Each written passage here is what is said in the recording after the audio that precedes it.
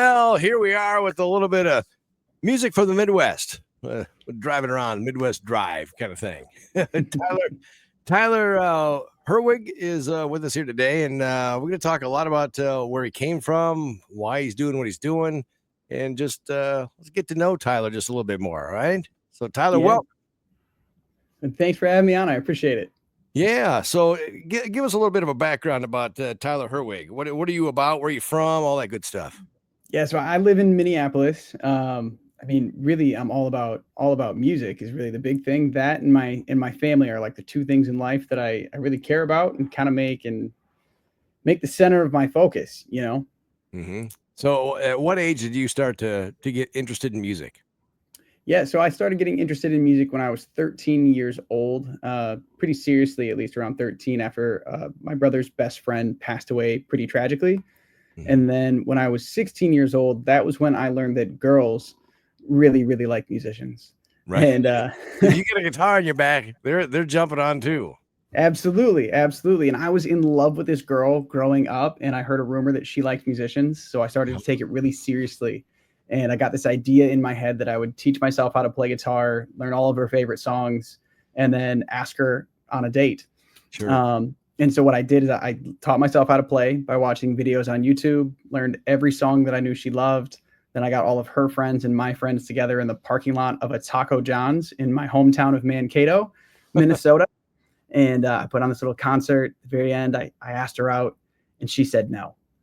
Oh, man, all that build up and then bam. Yeah, heartbreaking. But after she and all my friends left, the coolest thing happened. I ordered 30 tacos. I opened up the trunk of my car, and I sat in the trunk throwing myself this pity party, eating tacos and crying.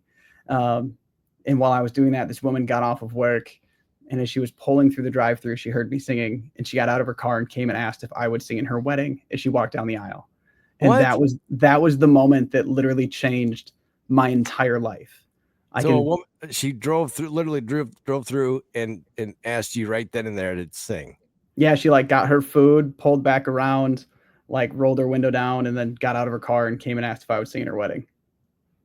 Oh my God. Where's she from? Same area? Mankato? Yeah, same area. She's from Mankato. I don't remember her name, but if I saw her face, I'd recognize her. It was so long ago, but wow. That's amazing. So you taught yourself how to play guitar, all that good stuff. So how'd you start forming the way that you wrote music? Yeah, I mean, a lot of it started when I was 13. It started writing these like really poorly crafted, overly emotional songs. And then as I kind of grew up and my taste in music solidified, and I realized what songwriting for me was all about. It's about telling a good story. Sure. It's about, and those stories I want to have a positive influence on people and make an impact on people.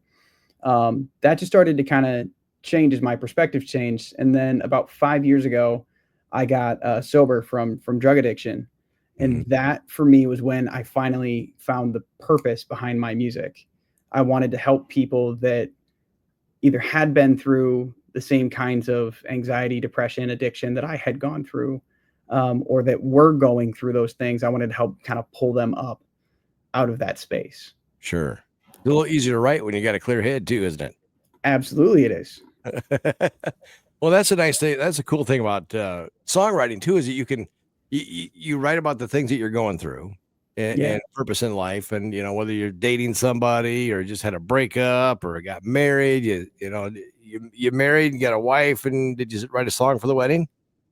I didn't write one for the wedding. My wife and I were really adamant that we wanted our wedding to be a work-free environment. And so I was not allowed to sing. I was not allowed to play guitar. I wasn't allowed to do anything music related. Well, you should have told us, hey, honey, this is a way we can write off our wedding. You're not wrong. You're not wrong. We had a COVID wedding anyway, so it was pretty cheap. It was in the part. What was it? The driveway of my parents' house. Right. Everybody masked and 6 feet apart. Yep.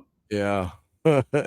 People scattered through the whole entire neighborhood. Looked like a huge wedding, but it's only, it's only like 17 people. Yeah. So right now we got the Midwest Country Organization, the award show coming up in April. April. Yeah. Yeah. So, and you're up for a couple of awards. Yeah, I'm currently nominated for Songwriter of the Year and Male Vocalist of the Year. Oh, wow. Ever been Yeah. nominated for it before? Yeah, I was nominated for New Artist of the Year last year. Okay. Okay. So, if of all the awards that you're nominated for, the couple, which one would you really like to have? Male Vocalist of the Year is the one I'm most excited for. A good friend of mine, Jordan Beam, beat me out last year for New Artist of the Year, and I believe he's also up for nomination for Male Vocalist of the Year. So I'm hoping to start a little bit of a rivalry between us on who's getting the award year over year. He's kind of a stocky little dude, isn't he? He is, but he's wildly talented. He's an amazing performer. So yeah. I like to give him a hard time because he is stocky. He looks like a little wrestler.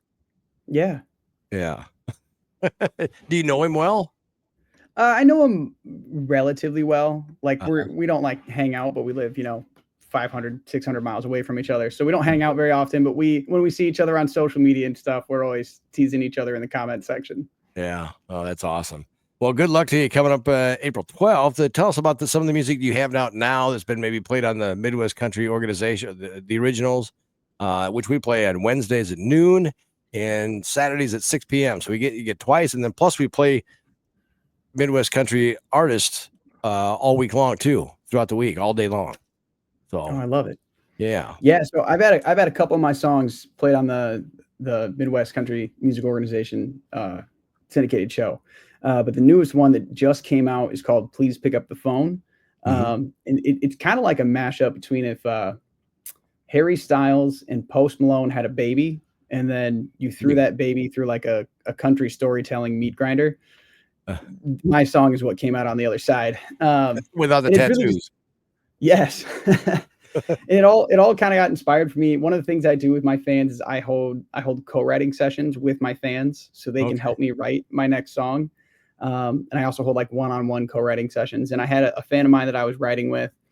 We were writing a song about an argument that he and his wife had gotten into. And for him, it was when he was getting in this big fight, and he slammed the door and walked out. And as soon as that door closed behind him, he immediately regretted what he had done.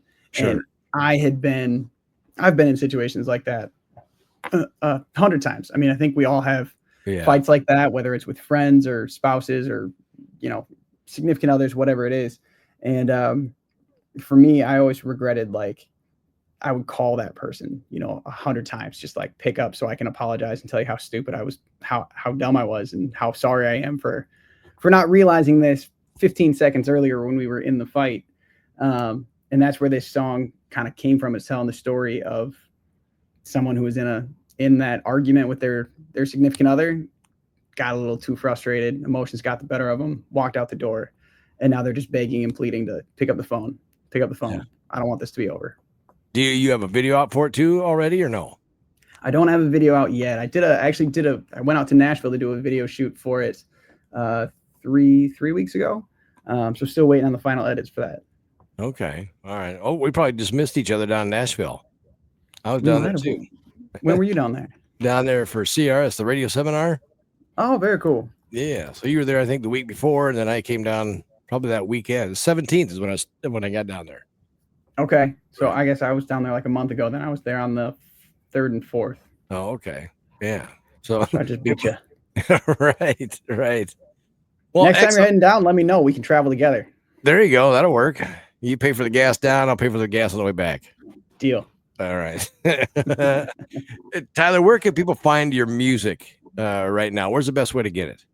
Yeah, I mean, I'm on all streaming platforms, so wherever you listen to music, you can find me. You can also just check out my website, tylerherwig.com, or any of my social media handles. I'm on literally all of them, all at Tyler Herwig Music. You can find me on everything. Yeah, it's Herwig. So yes, not his toupee, but Herwig. There you go. Well, awesome. Looking forward to seeing you. Are you performing during the CMA Awards? Or CMO Awards? CMOs, yeah, they haven't decided, I think, who's officially performing, but I know I put my bid in. And going back to the CMAs, I will be playing at the CMA FanX in Nashville in June. So you can see me at both the CMOs and the CMAs. Awesome. So, Tyler, one more thing as we wrap things up, okay? We'll get a little bit of a DNA from the artist, okay? I like to do this and find out. So when you're driving around back in the day, mom's car, what did she make you listen to? Keith Green, the old keyboardist gospel singer, actually was our number one musician growing up. So I have a heavy gospel background. Okay. So driving around with dad, gravel roads, smoking cigars or cigarettes. Did he do make you? What song was he making you listen to? It was anything by U2. My dad is a diehard Bono fan. Really? Really, Wow, that's quite the combination, isn't it? they both have very eclectic music tastes. Yeah. Do you think your music has kind of a collaborate or a mixture of both those?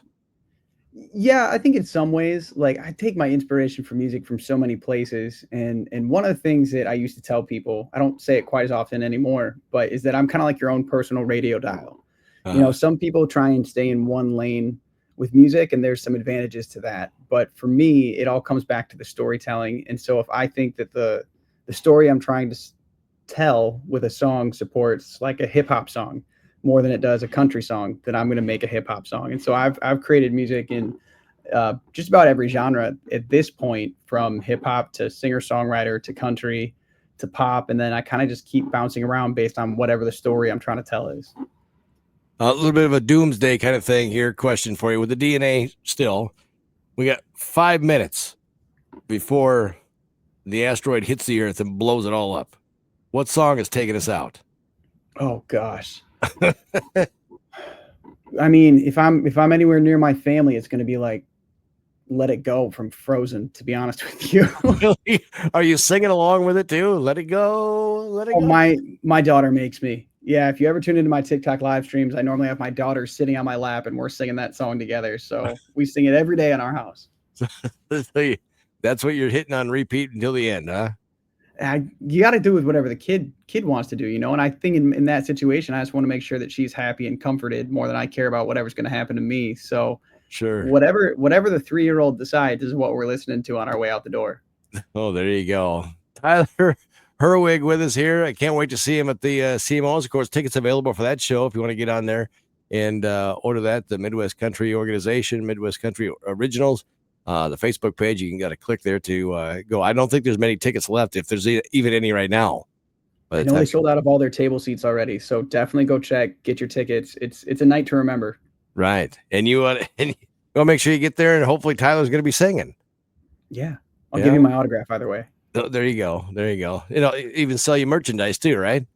Absolutely, I will. We'll be doing the VIP red carpet as well this year again. So you have to make sure you stop by and say hi there as well. You got it.